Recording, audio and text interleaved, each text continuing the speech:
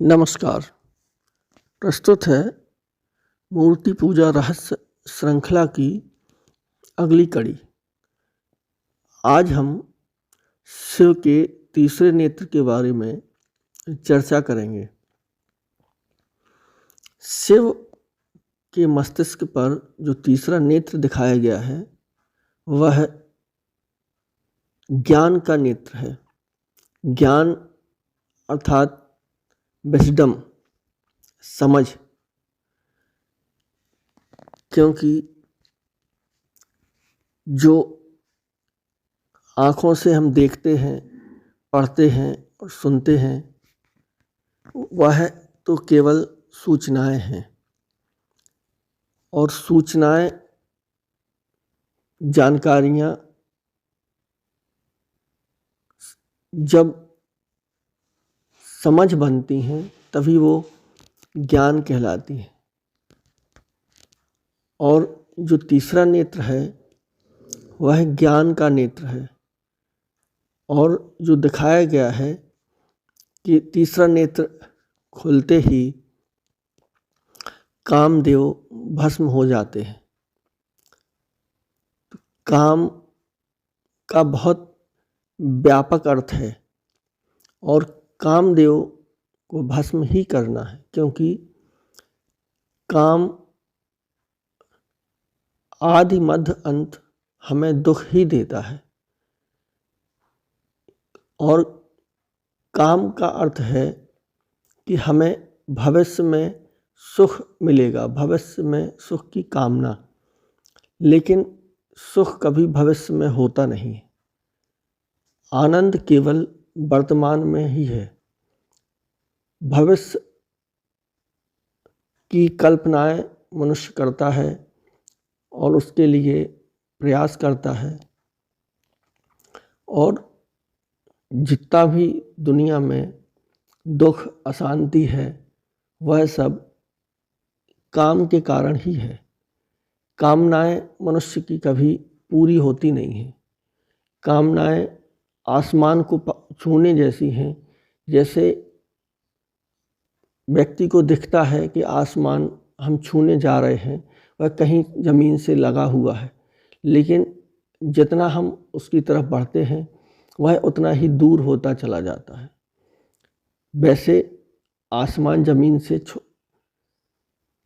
स्पर्श करता हुआ दिखाई देता है। इसी प्रकार से मनुष्य की सारी कामनाएं मनुष्य को दुखी और अशांत करती हैं, शुरुआत में और मध्य में और अंत में। जब व्यक्ति किसी चीज़ की कामना करता है, कोई वस्तु प्राप्त करने का प्रयास करता है, चाहे वह वस्तु, धन संपत्ति, पद, प्रतिष्ठा, उसके लिए वह बेचैन रहता है, दुखी रहता है। जब उस वस्तु को प्राप्त कर लेता है तब उसे भय रहता है कि कहीं वह छूट ना जाए। और इस संसार का नियम है कि हर वस्तु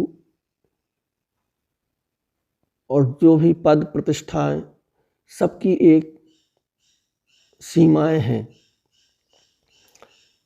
तो वह एक दिन छूटना ही है। तो फिर जब वो छूटती है तब भी दुख होता है। जैसे कोई व्यक्ति बहुत प्रयास करके और मंत्री पद प्राप्त करता है या मुख्यमंत्री, प्रधानमंत्री बन जाता है, तो जब वो उस पद के लिए प्रयास भी करता है तब दुखी होता है, परेशान रहता है। प्राप्त करने के बाद भी वह दुखी, अशांत रहता है कि कहीं वह छूट ना जाए। और उसके बाद जब वह पद छिन जाता है तब वह पहले से ज़्यादा दुखी हो जाता है। यह संसार की हर वस्तु के साथ और हर चीज़ के साथ जुड़ा हुआ है। इसीलिए जो दिखाया गया है कि सुख तभी है जब हम अपनी कामनाओं को ख़त्म कर दें। इसीलिए शंकर के मस्तिष्क पर जो तीसरा नेत्र दिखाया गया है वह उससे कामदेव को भस्म करना है। काम क्रोध ये हमारे सबसे बड़े शत्रु हैं और इनको जब भस्म हम करेंगे तभी आनंदित और सुखी रहेंगे। और संसार में जितना दुख दिखाई दे रहा है वह सब इन्हीं कामनाओं के कारण है, क्योंकि किसी विद्वान ने कहा है कि इस संसार में सभी मनुष्यों की आवश्यकताओं को पूरा करने की क्षमता है, लेकिन किसी एक व्यक्ति की कामना को, महत्वाकांक्षा को पूरी करना उसके लिए संभव नहीं है।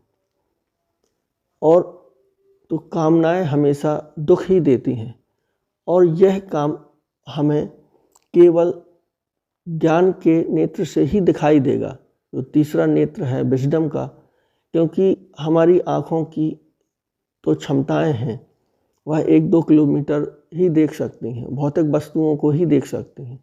लेकिन यह जो काम क्रोध और जो विकार हैं यह तो सूक्ष्म है, यह आँखों से दिखाई नहीं दे सकते।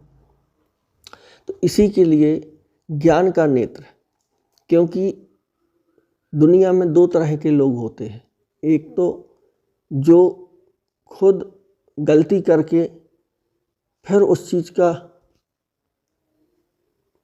ज्ञान प्राप्त करते हैं, और दूसरे वे जो दूसरे की गलती से भी सीख लेते हैं। तो जो ज्ञान का नेत्र है वह इसी बात का प्रतीक है कि इस दुनिया में कुछ भी पाने जैसा नहीं है, सब व्यर्थ है, और जो भी सुख और आनंद है वह वर्तमान में है। वर्तमान में जो भी जिस स्थिति में है वही आनंद है, और जो कर्म हमारे सामने हैं, जो भी हमें ईश्वर ने रोल दिया है, उसको हमें पूरी ईमानदारी और लगन के साथ निभाना है। और कर्म तो करना है, लेकिन किसी चीज़ की कामना नहीं करना है, फल ईश्वर को सौंप देना है।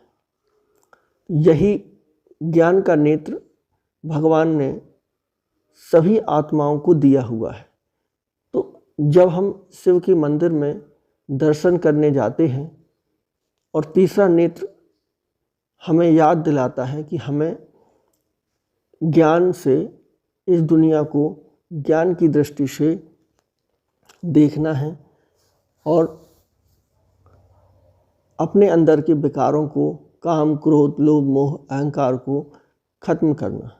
धन्यवाद।